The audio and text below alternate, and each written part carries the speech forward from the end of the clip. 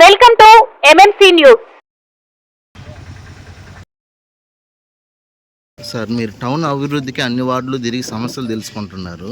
సమస్యలు పరిష్కరించాల్సిన municipal council మీటింగ్లు సజావుగా జరగడం లేదు. దీని మీద మీరు ఎటువంటి యాక్షన్ తీసుకున్నారు? అది ఆ పార్టీ వేరు, వాళ్ళు కావాలని రాలా.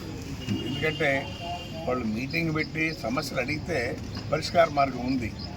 వాళ్ళు రాకనే మరి ఏమి కమిషన్ ఏమన్నా బెదిరిపోతాడో ఏముంది? వచ్చి మీటింగ్ పెట్టుకొని సమస్యలు చెప్పాలా.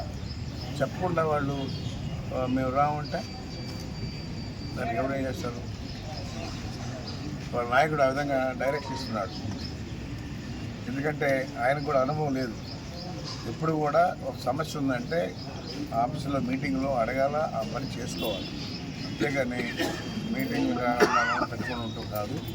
దానికి కమిషన్కి ఏమైనా నష్టం లేదు. నష్టపోయేది వెంకటగిరి ప్రజలు. ఎందుకంటే మనల్ని గెలిపించింది సమస్యలు ప్రభుత్వం దృష్టికి తీసుకెళ్ళాలి. ఆ సమస్యలను పరిష్కారం చేయాల్సిన బాధ్యత మరి ప్రజాప్రతినిధి మీద ఉంటుంది. కాబట్టి అది వాళ్ళ తప్పిదమే కానీ ప్రభుత్వాన్ని కాదు. కాబట్టి ఇకనైనా వాళ్ళు ఎప్పుడు కూడా ఏదన్నా ఉంటే సమస్యలు తెలుసుకొని చెప్పాలి. రాబోయే మున్సిపల్ ఎన్నికల్లో తెలుగుదేశం పార్టీ ప్లాన్ ఏ విధంగా ఉండబోతుంది? మంచి భారీ మెజార్టీ గెలుస్తాం. ఎందుకంటే ఈ ప్రభుత్వంలో అన్ని రకాలుగా పనులు చేస్తున్నాం. మాటలు చెప్పే ప్రభుత్వం కాదు. కాబట్టి ఆదరిస్తారు అందరూ కూడా. వాళ్ళకు కూడా తెలుసు ఏ ప్రభుత్వం ఉంటే మనకి ఎన్ని వస్తున్నాయని కూడా అందరికీ తెలుసు. మంచి మెజార్టీతో గెలిపించుకుంటాం.